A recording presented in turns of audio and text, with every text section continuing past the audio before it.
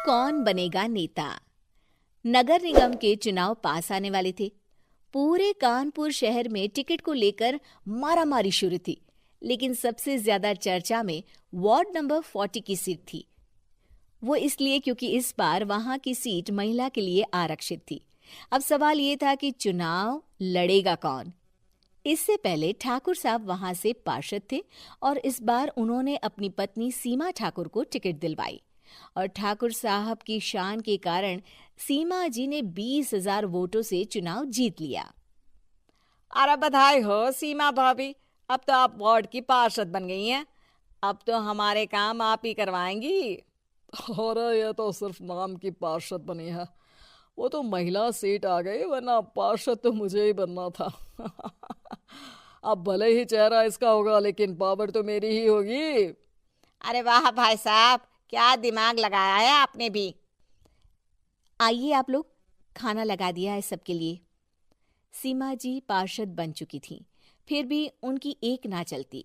सारे काम ठाकुर साहब खुद ही संभाल लेते और जहां जरूरत पड़ती वहां सीमा जी का अंगूठा लगवा लेते। सीमा जी ज्यादा पढ़ी लिखी भी नहीं थी। एक दिन ठाकुर साहब और सीमा एक प्रोग्राम में जाते हैं। अरे ठाकुर साहब, आप आ गए। ओहो, पार्षद मैडम भी आ गई हैं। स्वागत है आप दोनों का। लगता है हमारे पार्षद फंड का सही इस्तेमाल हो रहा है। चलिए अब उद्घाटन करते हैं। ये लीजिए ठाकुर साहब कैची, आप ही सबसे पहले प्रवेश कीजिए। सब लोग आगे निकल जाते हैं और सीमा जी पार्षद होने के बावजूद भी पीछे खड़ी रह जाती हैं। वो देखती हैं कि वेलकम बोर्ड पर उनका नाम है, लेकिन महिला होने के कारण कोई उनका सम्मान नहीं कर रहा। अगले दिन एक आदमी उनके घर आता है। अरे ठाकुर साहब नमस्कार। कल ना हम नोटिस किए कि हमारा घर तो अवैध है और नगर निगम वाले उसे तोड़ने आ रहे हैं। अरे कुछ कीजिए ना ठाकुर साहब। देखो भाई, मैं तो ज्यादा कुछ कर नहीं सकता, पर अगर तुम सबकी जेब गर्म कर दो तो कुछ हो सकता है। कुल मिलाकर 4 लाख लगेंगे। अरे 4 लाख ठाकुर साहब? अरे भाई, मैं अपने लिए नहीं मांग रहा हूँ। दरोगा है, इंजीनियर बाबू है, बड़े साहब है, सबको देना पड़ता है ना थोड़ा थोड़ा। बोलो है मंजूर? तभी वहां अचानक सीमा जी आ जाती हैं। अरे ये आप क्या कर रहे हैं? पहले इन्हीं लोगों से तो आपने वोट मांगे, अब इनसे ही पैसे ले रहे हो।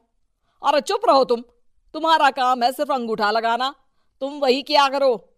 मुझे दूसरे काम तुम मत सिखाओ, समझी? और तुम ना जाओ, अब पैसे लेकर आओ, वरना जेसीबी किसी भी वक्त आती होगी। सब कुछ ऐसे ही चलते रहता है। एक दिन सीमा जी और ठाकुर साहब को एक लोकल मीटिंग में बुलाया जाता है। वहां पर कई और अधिकारी लोग भी मौजूद रहते हैं। अब मैं चाहूंगा कि ठाकुर साहब हमारे बीच 2 शब्द कहें। मेरे प्यारे भाइयों और बहनों, आज मेरा सौभाग्य है कि मैं आप सबकी सेवा दिन रात कर पा रहा हूं। आपने मेरी पत्नी को भारी मतों से जिताया है, इसलिए मैं आप सभी का शुक्रगुजार हूं। मैं आप सबसे वादा करता हूं कि हमेशा की तरह हमारे वार्ड में किसी को कोई तकलीफ नहीं आने दूंगा। सभी लोग तालियां बजाने लगते हैं। अब मैं माननीय पार्षद मैडम को स्टेज पे बुलाना चाहूंगा। अपने नाम को बुलाया सुनकर सीमा जी एकदम चौंक जाती है। उन्हें बिल्कुल उम्मीद नहीं थी कि इतनी बड़ी जगह उन्हें मंच पर बुलाया जाएगा। जैसे तैसे वो मंच पर चढ़ती हैं। ऊपर जाते ही सीमा जी को सारी पुरानी बातें याद आ जाती हैं कि किस तरह उनके पति उन्हें कभी भी आगे बढ़ने नहीं देते और उनके नाम से गलत काम करते हैं। वो बोलने लगती हैं। मैं आपके वार्ड की पार्षद सीमा हूं। आप में से बहुत कम लोग ही मुझे जानते होंगे, क्योंकि इससे पहले मुझे कभी ऐसा मौका ही नहीं मिला। सारे मौके मेरे पार्षद पति यानी आपके ठाकुर साहब ही लेते रहे, लेकिन आज ये मौका मुझे मिला है तो मैं इसे ऐसे ही नहीं जाने दूंगी। मैं आपको ये बताना चाहती हूँ कि आपके ठाकुर साहब मेरे नाम की आड़ में गैर कानूनी काम करते हैं, जिस पर अंगूठों के निशान मेरे होते थे। इसीलिए मैं अपनी गलती मानती हूँ और आज अपने पद से इस्तीफा देती हूँ, ताकि आगे से कोई गलत काम ना हो पाए। अब फैसला आप सबके हाथ में है कि आप हमें क्या सजा देना चाहते हैं।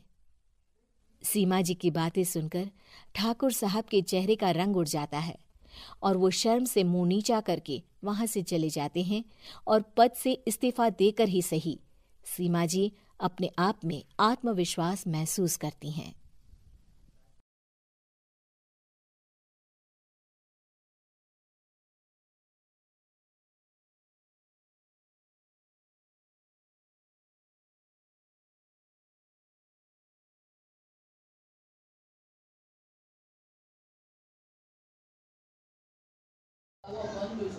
काचेचं काच तोडलं तर काय बोलले ना शाळेवाले. काय काय बोलतील कोण भेटला ते बोलतील लूसवाडीत काय करतात त्याला? त्याला कुठं घ्यायचे लूसवाडी हा चल आमच्या उद्या. आता उद्या आलं पण त्याला उद्या जायचा टायमिंग किती आहे त्याच्यावर पण आहे. आता उठून झोप पण फुल बोलताय त्याची उठत पण नाही मी तरी काय करू. आज सुट्टी आहे ना हा मग जाऊन ये आणि मग झोप ना म्हणावं मग दिवसभर.